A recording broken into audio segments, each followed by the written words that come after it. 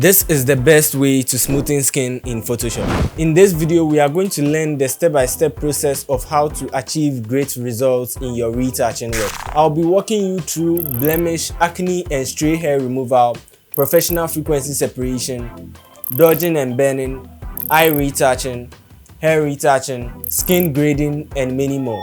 Grab your tools because class is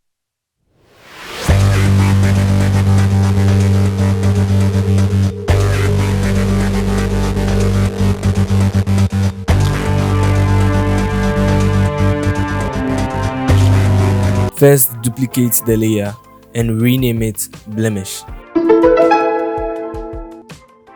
Zoom into the photo to see the blemishes more clearly. And using the spot healing brush tool, click on the blemishes you would want to remove.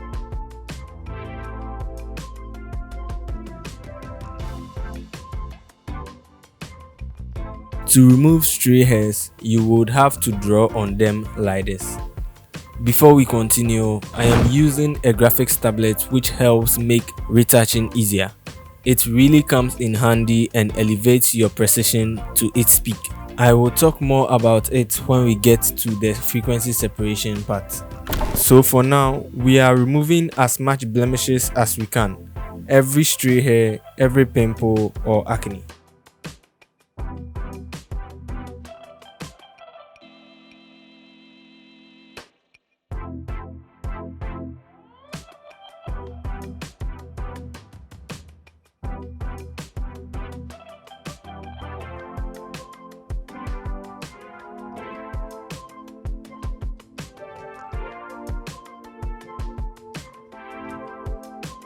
After we are done removing the blemishes, we are to create a screenshot layer using Shift plus Ctrl plus Alt plus E.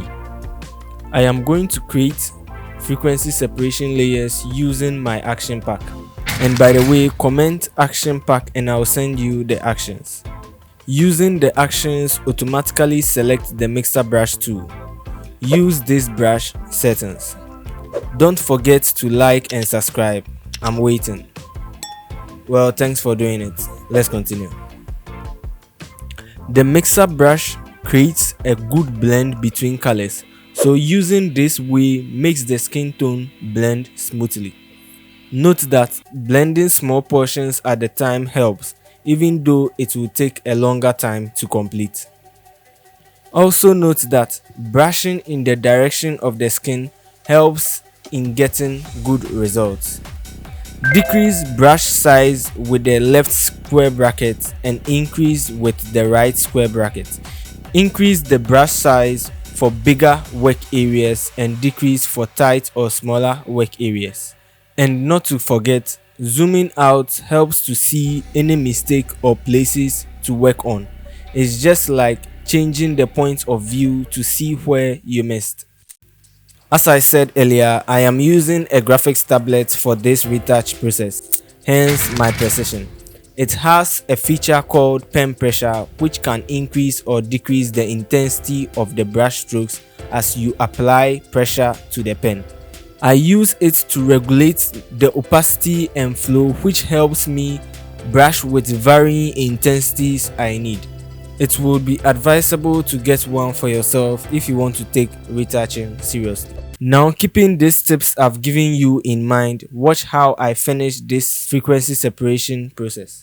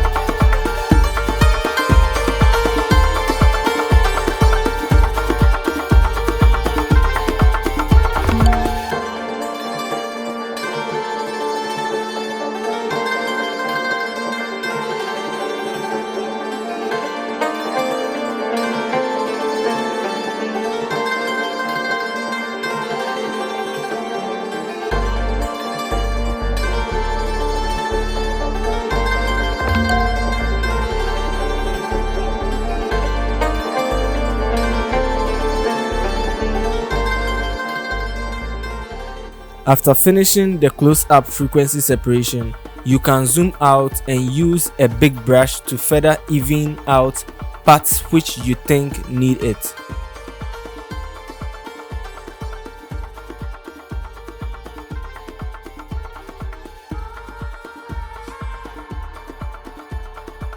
By holding Alt and clicking on the first layer's eye button, you can see the before and after from scratch to current process. Okay, so after doing the frequency separation, we are going to create an eye whitening layer using, guess what? My action pack. Click on the layer mask and change to normal brush tool. Zoom into the eye and paint over the white part.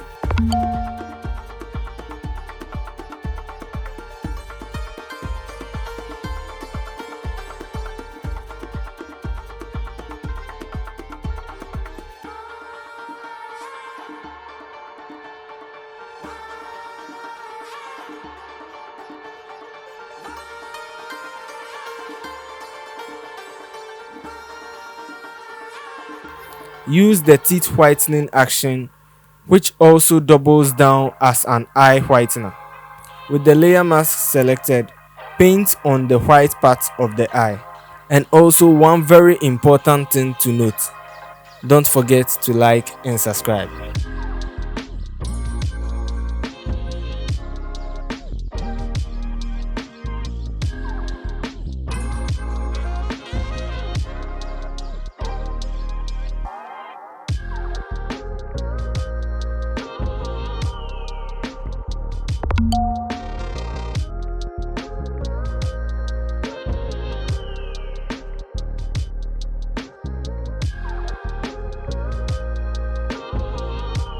You can group the layers and rename it Eye Retouch.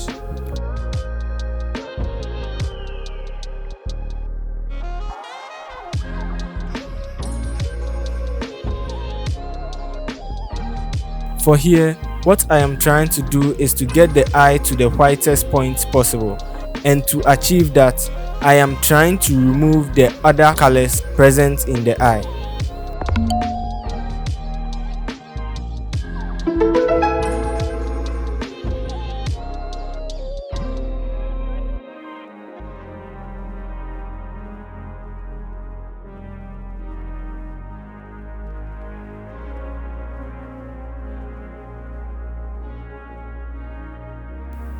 Lastly, I am going to add some sharpness to the eye by using my super sharpen action.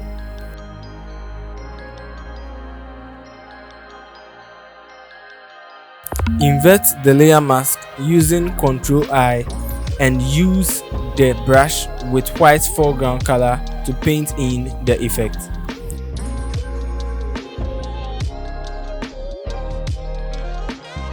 Next up, we are going to create some dodge and bend layers using the dodge and bend actions. Also create a black and white adjustment layer and decrease the reds.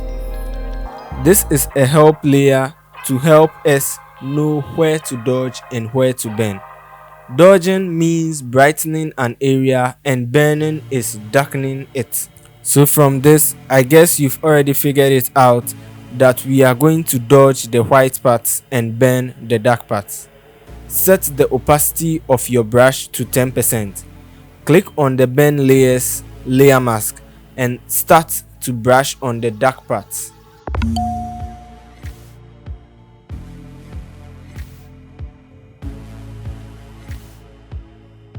I am using 30% opacity because of my brush settings.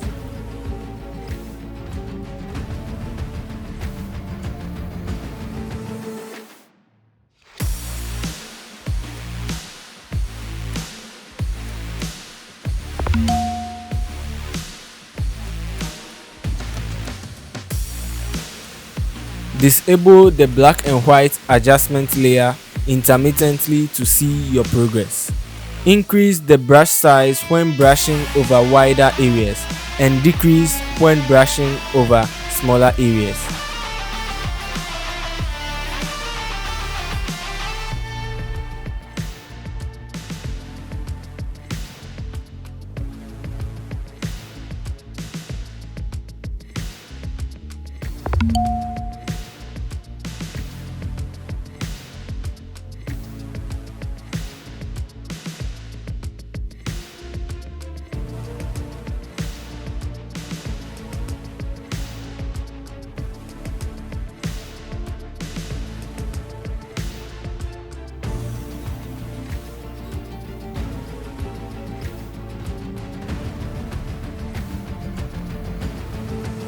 After you are done burning, click on the dodge layer mask and begin brushing over the white parts.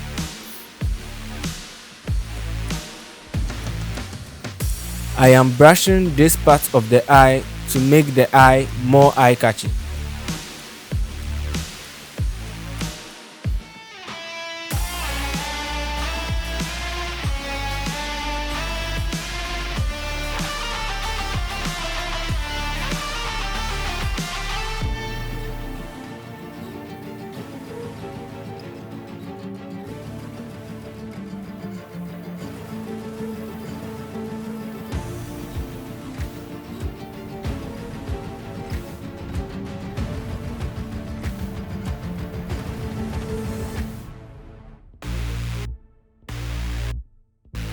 Decrease the opacity of the layer if you think it's too strong. I sometimes apply Gaussian blur to the layer mask to make it blend smoothly.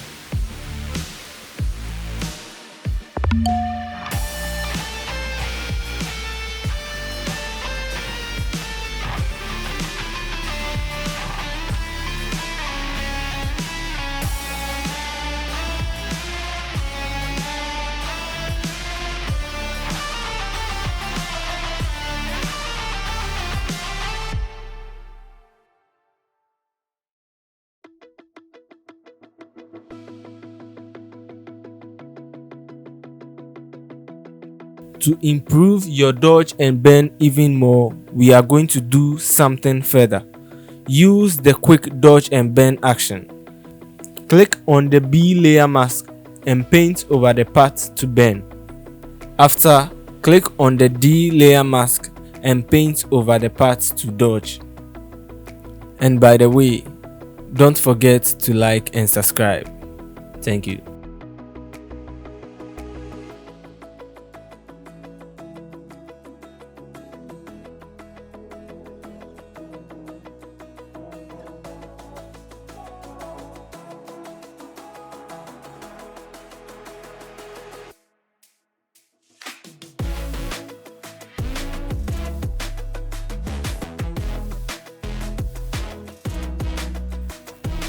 Decrease the opacities of the layer mask to make it more natural and pleasing to the eye.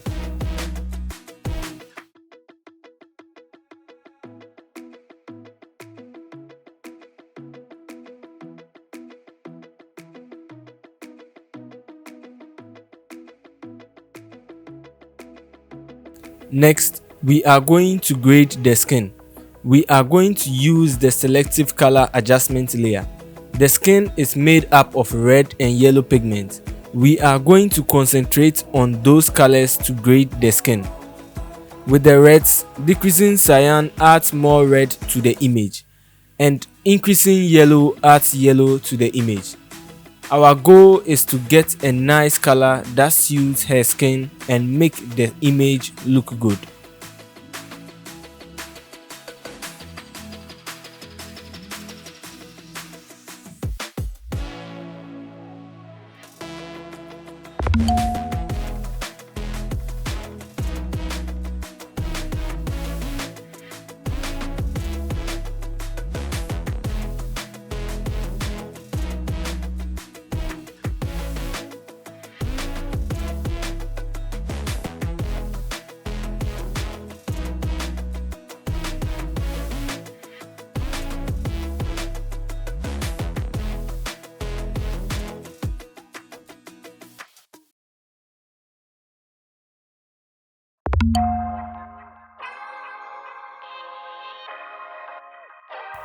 This is our progress so far. Use super sharpen and sharpen the image.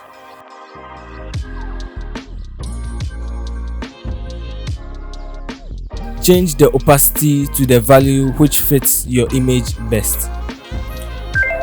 Next, create a screenshot layer using Shift Ctrl Alt E. We are going to use the mixer brush tool to make the hair a bit better.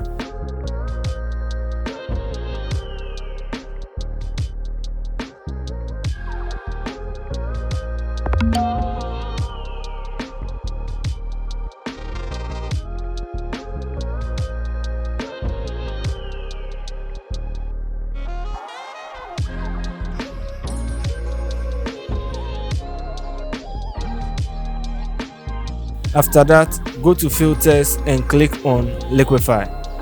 This is used to change the form and shape of the image, especially using this tool. But note that this is not compulsory. You can do it if you want to. Remember to like and subscribe.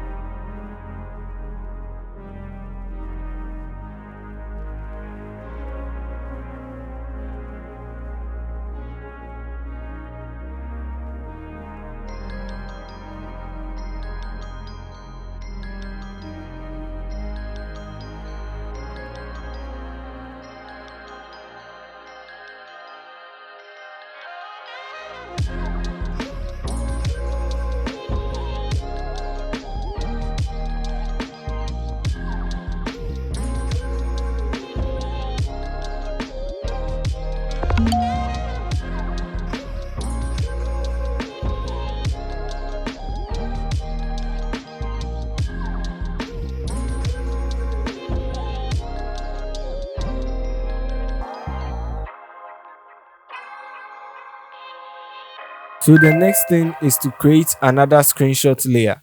This is what we will use for the final grade. Right click on it and convert it to Smart Object. Go to the Filters and Camera Raw.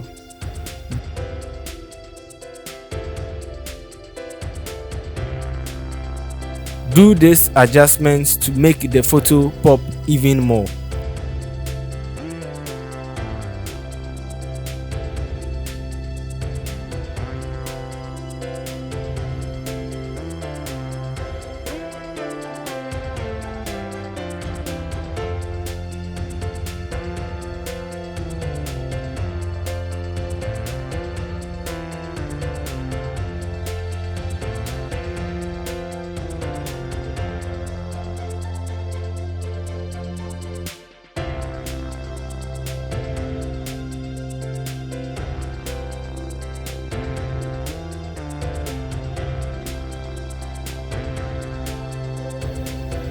And for those who don't prefer the hair changes we made earlier, you can do this instead.